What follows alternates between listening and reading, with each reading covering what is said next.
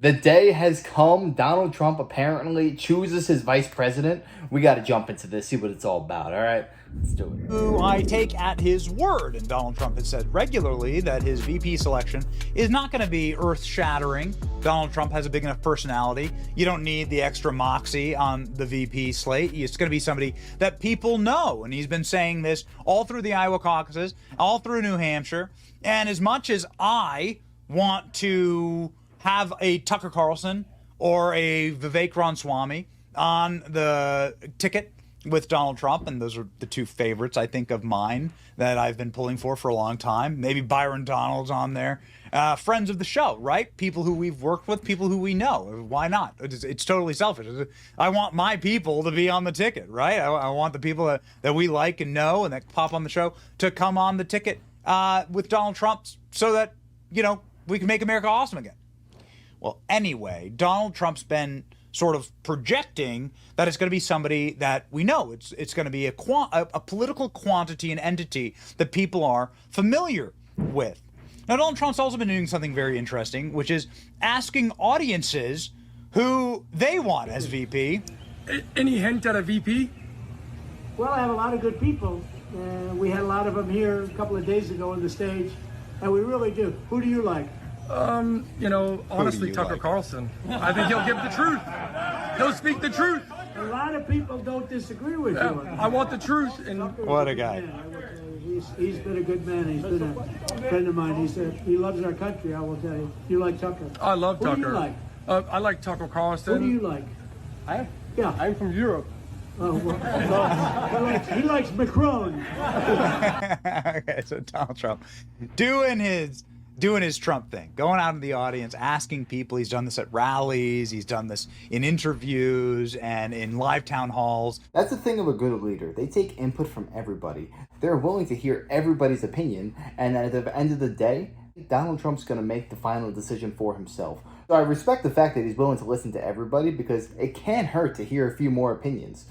But because, one, this is assassination insurance against Donald Trump. You want to pick somebody who's also America First. This is America First insurance because you want to pick somebody who can carry forward the mantle. Donald Trump will be term limited to a single term limit. And finally, and this is very important, we've seen what happens when you have saboteurs and Benedict Arnolds inside of your administration who act against the prevailing will of the America First movement, right? We've seen that play out. We've seen that movie before, and it had a very, very bad ending.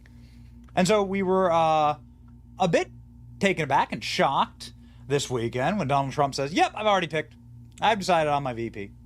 But we weren't that shocked because Trump's been kind of saying this for a long time, and he's been playing this cat and mouse game, and I think he very much likes playing that cat and mouse game, keeps people guessing. Of course, he was the host of The Apprentice, right? Duh. He kind of understands these levels. He says he hasn't told his pick yet, but they will be at the debate this week. This reporting comes from a NBC news reporter who apparently can't pay for verification on X. Is NBC really hurting that badly? People are such dorks. And another NBC news correspondent who were out with Donald Trump in a Tony and Nick's Steaks cheesesteak, Philly cheesesteak location. Donald Trump did an awesome retail politics grip and grin at this location and met obviously a mini Trump, and then said, Trump tells me that he's picked his VP. He hasn't told them yet. They'll be at the debate. My question is, how many different candidates are going to be at the debate? Are there going to be a slew of 10, 20 different people? Or is it only going to be like 3 of his closest advisors and then he's going to choose from those 3? I'll tell you what right now, Donald Trump is the master at garnering attention. He knows how to pique someone's interest and curiosity and get them wondering. So I'm sure this man, he's got a way of unveiling his pick. He might do it in the middle of the debate. Who the heck knows? This guy is a wild card. That is the magical thing about Donald Trump. You have no idea what's going to happen next. He's always 3 steps ahead. He's playing chess, and the Democratic Party is playing checkers. They're just trying to keep up with this man. Trump says he's decided on his running mate, and he drops major VP hint ahead of CNN debate. Apparently, there are three people that the list has been narrowed down to, but Donald Trump's already made his selection, and we think we know who it is. Trump is focused on Doug Burgum, J.D. Vance, and Marco Rubio as he enters the home stretch. Now, this is the selection. This list has been narrowed down. The reason why I'll tell you why I don't like two of these options. I don't like Doug Burgum because nobody knows who the hell he is, and because he's boring. And call me superficial or whatever, but I think that you should be able to match the energy of Donald Trump, and it's very important to pick somebody who brings more people into the fold. I like J.D. Vance a lot. I think J.D. Vance could probably make a great president someday, but I think that he's reductive when it comes to Donald Trump. I think he's very much like a Trump cutout, and I love that about J.D. Vance. That's a big positive for him, not a negative. But in politics, it's addition, not subtraction, right? And you want to add. Marco Rubio is somebody who I don't know him. I don't get paid by his people. He's been on the show one time, all right? But Marco Rubio is somebody who poll after poll shows is additive. There's 70 million Latinos in America. He literally speaks that language. And sort of fits into he's sort of been the guy that Trump, I think, has been projecting for a long time. He's going to make a pick out of these three. I would say J.D. Vance, but none of these three would be my choice. I would pick Vivek Ramaswamy or Ben Carson. But my question is, why the heck did Ron DeSantis end up running for president? Because it was kind of like objectively clear. Everyone assumes he was going to be the VP for Trump. DeSantis was killing the political game. He was on top of the world. Then he decided to challenge Trump. And for many people, that threw away his political career. They will never support DeSantis after that. But what do you guys think? Out of these three, who would you choose if you were Trump? Would like a Tucker Carlson or a Vivek Ramaswamy VP pick. But if this is what you got, then you have to read the tea leaves. The tea leaves go like this. Marco Rubio would then make an open Senate seat. Donald Trump and Ron DeSantis just made up.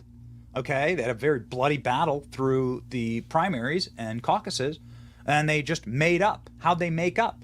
Well, Ron DeSantis will get to pick the Senate seat. He'll be able to pick the next senator from Florida. It'll go to the governor.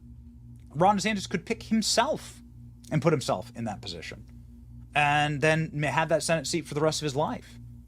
This could be like Ron DeSantis' retirement chit, or maybe Ron DeSantis' path to running for president sometime in the distant future. We don't know. But we do know this. Ron DeSantis started immediately fundraising for Donald Trump and playing nice with Donald Trump. Is this the horse trade, right? This Senate seat. Now, the best that we can do is to ask. It's interesting, Donald Trump at this campaign stop. Will your vice president pick come to the debate? Most likely, yeah. Do you know who your vice president's pick is? I think we have a lot of people coming. There's a lot of interest, tremendous interest in the debate. And, when you say prep, I think this is prepping. These people know better than anybody what they want. You don't need to prep, you already won. Trump playing the crowd here. In my mind, yeah. Do they know? Do they know themselves? Nobody knows. That's right. Keep it your way, baby. Win. Who do you like as VP? I like you to run the whole country the way you did. Donald Trump playing coy. We asked Anna Paulina Luna, who is a rising star and somebody who knows so very much about what's going on in Florida politics, about our thought process on Marco Rubio. And her answer was sort of shocked us. Here we go. To bow out and run as VP, it seemed to make sense to us. Wanted to get your thoughts on that. I mean, I think that you are probably spot on, Benny. You tend to have a good. She said we're spot on. Finger on the pulse. But what I will say is that I'm also seeing that Burgum's kind of up there. So I have my opinion, and I've heard on pretty good sourcing the top three. I think that you've kind of nailed it with all three of them. But, again, the largest voting minority in the country right now is Hispanic Americans. And so I think that Trump, even if he weren't to have a Hispanic VP, he would still get the vote based on his policies and what he's shown to actually be a huge asset to our community. But I do think that Rubio might be up there as a top contender.